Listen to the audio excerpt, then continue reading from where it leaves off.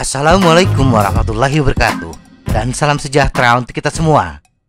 Meningkatkan kebugaran bersepeda membawa sejumlah manfaat utama. Kita akan lebih menikmati perjalanan bersepeda kita, lebih mudah menjangkau tempat yang lebih jauh dan indah, dan pastinya kita tidak selalu menjadi juru kunci ketika bersepeda dengan komunitas. Meningkatkan kebugaran tidak hanya berlatih lebih banyak, lebih intens, karena tidak peduli berapa banyak pelatihan yang kita lakukan, kita tidak dapat memaksimalkan hasil jika diet kita buruk. Oleh karena itu, untuk memperoleh kebugaran yang optimal, kita harus fokus pada 3 bidang utama, yaitu kita harus memperbaiki pola makan kita, melatih kebugaran dan kekuatan kardiovaskular, dan banyak istirahat.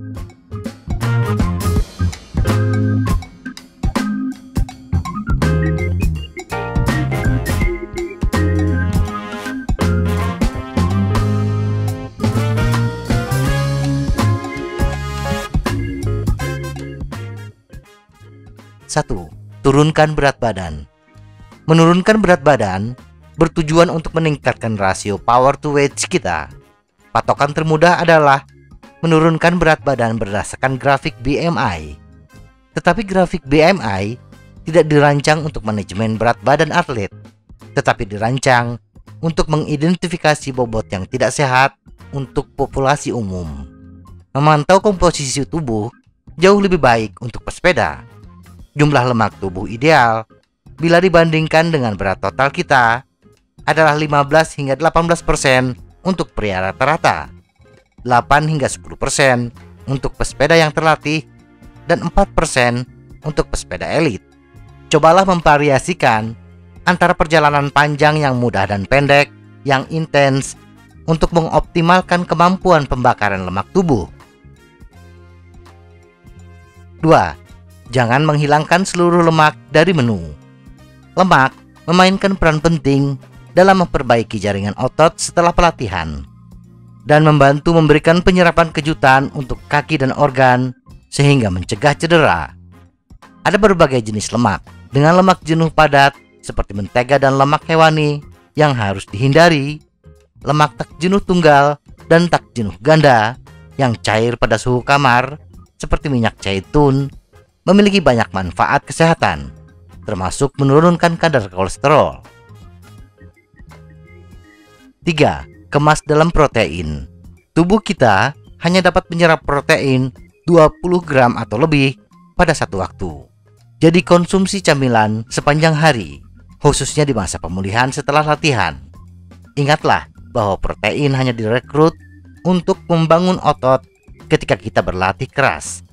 Dan kebanyakan orang tidak dapat membangun lebih dari 1 kg otot tanpa lemak dalam sebulan. Jadi cobalah makan lebih banyak dan atur menu makanan kita yang mengandung protein untuk dimakan sepanjang hari. 4. Minum air putih yang cukup. Ini penting untuk menjaga kemampuan tubuh untuk membakar lemak, membuang racun, dan menyerap nutrisi dari makanan. Biasakan untuk selalu membawa botol minum sepanjang hari, dan minumlah sedikit demi sedikit sambil bekerja. 5. Kurangi gula halus. Gula halus adalah zat makanan yang paling banyak kita temukan di makanan siap saji, minuman bersoda, dan junk food. Gula halus merupakan salah satu penyebab utama obesitas dan diabetes. Tidak hanya itu, gula halus juga dapat melemahkan sistem kekebalan tubuh dan merusak tingkat energi kita. Pemanis alami seperti sirup agave adalah alternatif yang jauh lebih baik untuk kopi dan sereal pagi, tetapi lebih baik untuk tidak mengkonsumsinya sama sekali. Bila sirup agave sulit didapat, kita bisa menggantinya dengan madu atau gula merah. 6. Biasakan ngemil.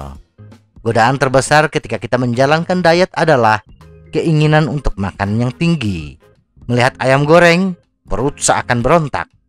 Untuk menekan keinginan makan tersebut, rencanakan waktu camilan kita, sehingga kita terbiasa tanpa makanan atau minuman selama lebih dari 4 jam. mengkonsumsi kacang-kacangan, buah-buahan, yogurt, atau camilan lain yang tidak mengandung minyak adalah pilihan yang bagus. 7. Cobalah membuat buku harian makanan. Diet akan lebih optimal bila kita bisa menganalisis apa yang sudah kita lakukan, apa yang kita makan, jam berapa kita makan. Mencatat aktivitas diet kita bisa dibantu dengan aplikasi ponsel cerdas. Aplikasi dapat membantu kita mendapatkan gambaran yang baik tentang seperti apa pola makan kita saat ini dan mengidentifikasi area-area yang dapat kita tingkatkan. 8. Hindari makanan olahan. Makanan olahan tidak hanya mengandung lebih banyak gula dan garam, tetapi juga memberi kita lonjakan energi singkat dibandingkan pelepasan energi secara bertahap.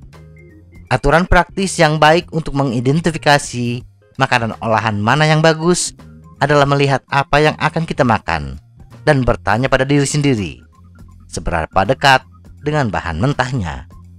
Misalnya kentang panggang lebih dekat dengan bahan mentah, tidak diolah dulu sehingga bagus untuk kita. Sedangkan mie instan, apa yang tampak di depan kita jauh dari bentuk bahan mentahnya, yaitu gandum. Mie instan sampai di depan kita setelah mengalami proses pengolahan yang panjang. Maka sebaiknya hindari makanan jenis ini.